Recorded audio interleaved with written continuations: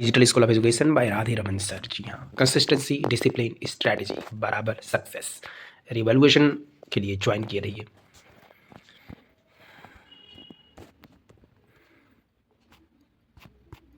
हम आपको पूरा NEP 2020 के बारे में बताएंगे, कैसे कैसे इसमें सुधार किए गए हैं, क्यों ये है इम्पोर्टेंट आपके लिए, हर उस विद्यार्थी के लिए जो प्रतियोगी परीक्षाओं की तैयारी कर रहा है, और साथ ही साथ शिक्षा से जुड़े हुए हर उस व्यक्ति के लिए जो एक अच्छा शिक्षक है। राष्ट्रीय शिक्षा नीति 2020 अगर लागू हो जाए सही से, तो हर शिक्षक और हर विद्यार्थी बहुत तेज़ी से आगे बढ़ सकता है। भारत को वैश्विक ज्ञान की महाशक्ति बनाने की ओर एक ऐतिहासिक कदम माना गया है इसको। देख लीजिए, 1986 के बाद काफ़ी लंबे अंतराल के बाद 2020 में ये लाया गया है। बच्चे बदलाव की शुरुआत कैसे हुई है? 29 जुलाई 2020 को केंद्रीय मंत्रिमंडल द्वारा इसे अनुमोदन दिया गया है। तो 29 जुलाई का डेट भी याद रखना है। 1986 की शिक्षा नीति का स्थान लिया है, यानी 34 साल के बाद ये परिवर्तन आया है। तो ऐसे परिवर्तनों के लिए भारत को ग्लोबल नॉलेज सुपर पावर बनाने के लिए लगे हुए महान योद्धाओं को, महान शिक्षकों को, गुरुजनों को, प्रोफेसर्स को प्रणाम है। नीति की शुरुआत की मुख्य विशेषताएं क्या हैं? ECCE की अभिवृद्धि भी हुई है, जिसमें ECCE एजुकेटर के रूप में कुछ नौजवान युवा युवतियों को रखा गया है। ज़्यादातर युवतियाँ ही हैं जिन्होंने गृह विज्ञान की पढ़ाई की है। तो गृह विज्ञान की पढ़ाई भी ध्यान से करिए, क्योंकि आगे आने वाले समय में FLN और ECCE जो बुनियादी शिक्षा साक्षरता पर जोर देगी। समग्र विकास के लिए रचनात्मक और आनंददायक शिक्षण की व्यवस्था की जाएगी। समानता के लिए समावेशी शिक्षा सुनिश्चित किया जाएगा, और तकनीकी के लिए अधिगम और मूल्यांकन में तकनीकों का उपयोग किया जाएगा। जैसा कि हम एक शिक्षक के रूप में आपको बता भी रहे हैं, हम लोग करते भी हैं। ढेर सारे ऐप्स हैं, ठीक, उनके द्वारा अधिगम और मूल्यांकन और बच्चों में परिमार्जन का काम किया जाता है।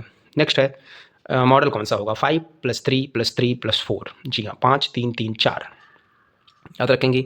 सबसे पहला है 5 ईयर का फाउंडेशनल स्टेज, जिसका नाम है फाउंडेशनल स्टेज। 3 से 8 साल के बच्चों को, यानी जब बच्चा 3 साल का हो, तो आप शिक्षकों की देखरेख में बच्चे को डाल दीजिए, बच्चों को एडमिशन करा दीजिए। प्ले बेस्ड शिक्षा वहाँ पर दी जाएगी, और जागरूक भी रहिए। आए दिन नई नई बातें, नए नए स्कीम आ रहे हैं, और उन स्कीमों के द्वारा अपने बच्चों को एडमिशन कराइए प्राइमरी में, और फिर देखिए बच्चों में क्या बदलाव आता है। 5 ईयर फाउंडेशनल स्टेज में बच्चों का फाउंडेशन अच्छा होगा, तो फिर प्रिपरेटरी चलेगी 3 साल का 8 से 11। फोकस होगी भाषा, गणित और खोज पर, डिस्कवरी पर। जी हाँ, FLN फोकस किया जाएगा। तो 5 ईयर 3 साल से 8 साल का बच्चा, यानी कक्षा 1 2 और 3 ले लेगा इसी में। तो और उसके पहले आंगनबाड़ी की शिक्षा 5 ईयर, और इसके बाद 8 से 11 ईयर, यानी कि 4 और 5th में बच्चा पढ़ेगा, और प्राइमरी लेवल निकल जाएगा, प्रिपरेटरी स्टेज। उसके बाद पर प्राइमरी में जाते हैं तो 11 से 14 वर्ष, 11 से 14 साल, ये भी 3 साल का समय दिया गया है, जिसमें बच्चा 6 7 और 8वीं में पढ़ेगा। फोकस होगा विज्ञान, गणित और कला के अनुभव पर, एक्सपीरियंस पर। जी हाँ, एक्सपेरिमेंटल पर होगा। स्ट्रेटजी उसके बाद आती है सेकेंडरी स्टेज। तो 5+3 उधर हो गए। बार बार मैं इसलिए बता रहा हूँ कि इसको याद रख लीजिए, एक तरह से दिमाग में माइंड सेटअप कर लीजिए कि हम आंगनबाड़ी में एडमिशन करा देंगे, बच्चा 3 तक पास हो जाएगा। 3 तक हमारे स्कूलों में निपुण असेसमेंट होती है, निपुणता प्राप्त कराई जाती है। उसके बाद आगे बढ़ेगा बच्चा, 4th और 5वीं में जाएगा, पूरी किताबें पढ़ेगा, अच्छे से पढ़ेगा और आगे बढ़ेगा।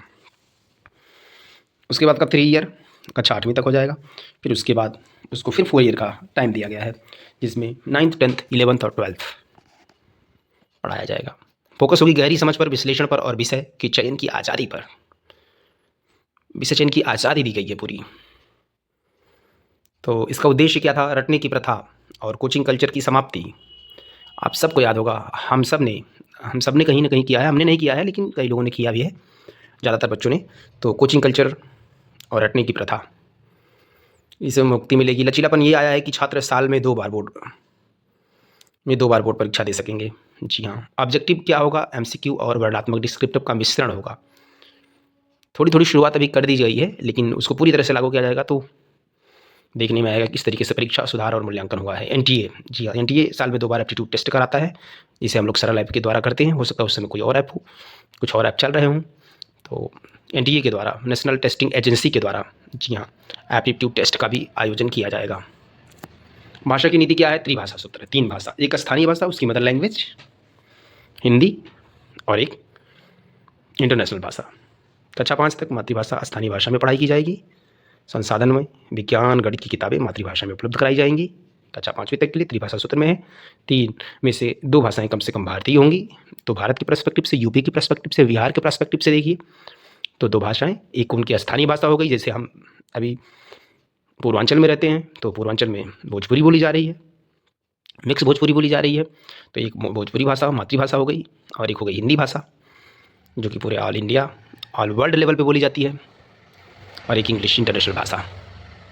अगर वो बच्चा अगर आपका लखनऊ, फैज़ाबाद, सीतापुर के क्षेत्र में हो, जहाँ पे मैंने भी टीचिंग किया है 5 साल, तो वो मदर लैंग्वेज में अपनी अवधी भाषा को बोलेगा और बाकी हिंदी भाषा को और अंग्रेजी भाषा को सीखेगा। इसी तरीके से दक्षिण भारत में चले जाइए तो दक्षिण भारत की अपनी एक भाषा होती है, जैसे केरला में मलयालम चलती है, तो मलयालम भाषा सीखेगा बच्चा, क्योंकि वो उसकी मदर लैंग्वेज होगी। और उसके बाद बच्चा हिंदी सीखना चाहे तो हिंदी सीख ले, नहीं तो इंग्लिश वहाँ ज़्यादा कंपलसरी है, तो इंग्लिश को सीखते हैं, और हिंदी को इंटरनेशनल के रूप में या अन्य किसी भाषा को, फ्रेंच, जर्मन, जो भी सीखना वो सीख सकते हैं। शिक्षक भी द्विभाषिक होंगे, बाइलिंगुअल पढ़ाएंगे हिंदी अंग्रेजी में, जो कि एक ट्रेंड चल चुका है। नेक्स्ट देखते हैं 5+3+3+4, बार बार याद रखिए। Foundational, preparatory, middle and secondary. पहले हायर सेकेंडरी कहते थे, सिर्फ सेकेंडरी में जोड़िए, अभी दिमाग में रखिए, हायर हटा दीजिए दिमाग से। प्ले द्वारा, लर्न द्वारा सीखेगा बच्चा। फाउंडेशनल कोर्स कक्षा 3 तक ध्यान रखना है। 2 साल आंगनबाड़ी में जाएगा, उसके बाद 1, 2, 3 पढ़ेगा, 5 साल हो गए। प्रिपरेटरी 5+3+3+4 का विजुअल। और इस तरीके से बच्चा 2030 तक किन लक्ष्यों की ओर बढ़ेगा? न सिर्फ बच्चा, उत्तर प्रदेश, पूरा देश, पूरा संसार आगे बढ़ेगा। कक्षा 6 से ही व्यावसायिक शिक्षा की शुरुआत हो जाएगी, इंटर्नशिप मिलेगा, बच्चे व्यवसाय भी कर सकेंगे। ये नहीं कि बच्चा पढ़ाई कर रहा है, उसकी आधी उम्र निकल गई।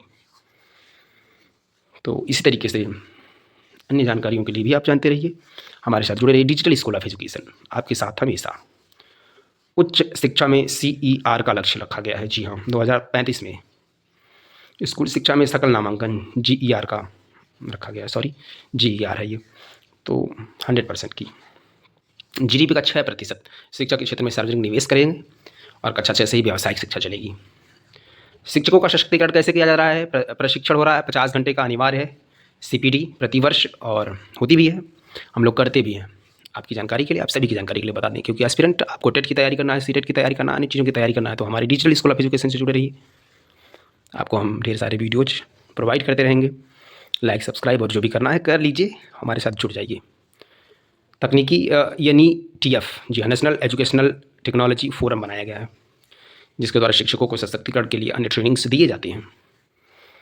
भूमिका इसकी क्या है? आधुनिक डिजिटल टूल्स से लैस सुगमकर्ता के रूप में। जी हाँ, टीचर अब सुगमकर्ता बन रहा है और सुगम कर भी रहा है। थोड़ा परेशानी होती है, लेकिन इन परेशानियों को हम रख देंगे अगर बात हुई सेवा की, बच्चों के विकास की, बच्चों के भविष्य निर्माण की। मेंटरिंग होती है नेशनल मेंटरिंग मिशन के द्वारा, मेंटर्स भी नियुक्त किए हैं, डायरेक्ट मेंटर्स और एनिमेंटर्स।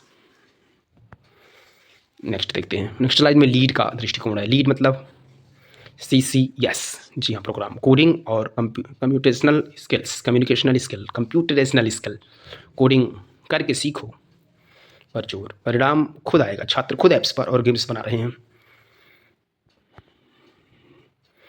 तो नई शिक्षा नीति और पुरानी शिक्षा नीति में थोड़ा सा कंपेरिजन कर लेते हैं। कंपेरिजन से याद होता है 10+2 का ढांचा था, यहाँ है 5+3+3+4 का ढांचा। रटने पर ज़्यादा जोड़ दिया जाता था, क्योंकि परीक्षाएं 3 घंटे की लंबी परीक्षाएं होती हैं। बच्चा रट कर जाता है और उसे लिखता है। ज़्यादा से ज़्यादा कॉपी भरोगे, ज़्यादा से ज़्यादा लिखोगे तो आपको नंबर मिलेगा। पहले की धारणा थी और ये धारणा धीरे धीरे टूटेगी, क्योंकि समझने पर जोर दिया जाएगा, अनुभव केंद्रित होगा, एक्सपीरियंस होगा। उसमें पाठ्यपुस्तकों पर ज़्यादा केंद्रित होती थी, साल के अंत में एक परीक्षा होती थी बस। लेकिन यहाँ पर CCE पैटर्न चलेगा, सतत मूल्यांकन, continuous and comprehensive evaluation, CCE। तो इसमें कुछ सफलता की कहानियाँ भी हैं, देख लीजिए, केस स्टडीज़ भी है। मदर केयर स्कूल संसाधनों की कमी के बावजूद 70% की परिणाम सुधार किया है। लिटिल फ्लावर स्कूल तमिलनाडु का, जो कि ग्रामीण क्षेत्रों छात्रों को भी शहर जैसी गुणवत्तापूर्ण शिक्षा दे रहा है, उत्कृष्ट बन सकते हैं। सही संसाधनों के द्वारा उत्कृष्ट बन भी सकते हैं। दिल्ली का भी केस स्टडी है, दिल्ली में भी बहुत सारे बदलाव हुए हैं। वर्तमान में थोड़ा सा हौच-पौच चल रहा है, उस पर हम कुछ नहीं कहेंगे।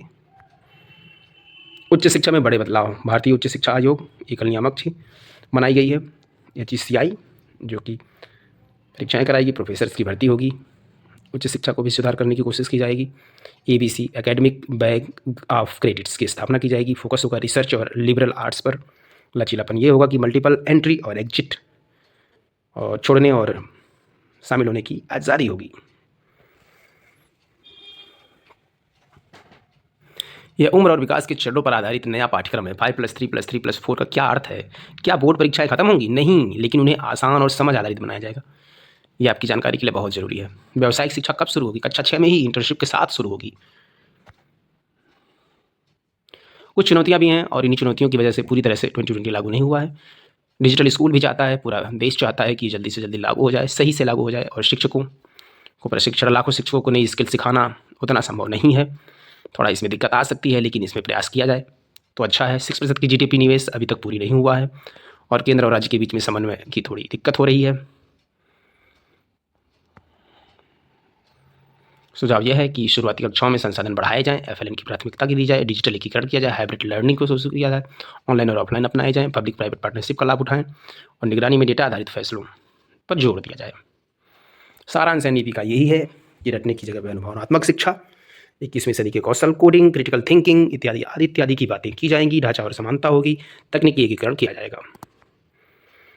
भविष्य की ओर निष्कर्ष है, केवल यह नीति नहीं बल्कि भारत के भविष्य का ब्लूप्रिंट है। उद्देश्य है एक ऐसी पीढ़ी तैयार करना जो कि जिज्ञासु, सक्षम और आत्मनिर्भर हो। सफलता की कुंजी प्रभावी कार्यान्वयन, इम्प्लीमेंटेशन पर ही निर्भर करता है और निरंतर प्रयास करते रहेंगे तो जरूर होगा। बाय बाय, गुड बाय, नमस्कार, फिर मिलेंगे। कंसिस्टेंसी, डिसिप्लिन और स्ट्रैटेजी, CDS, जी हाँ, बनाए रखिए। सक्सेस आपके हाथों में, आपके कैरियर में। गुड बाय, फिर मिलेंगे।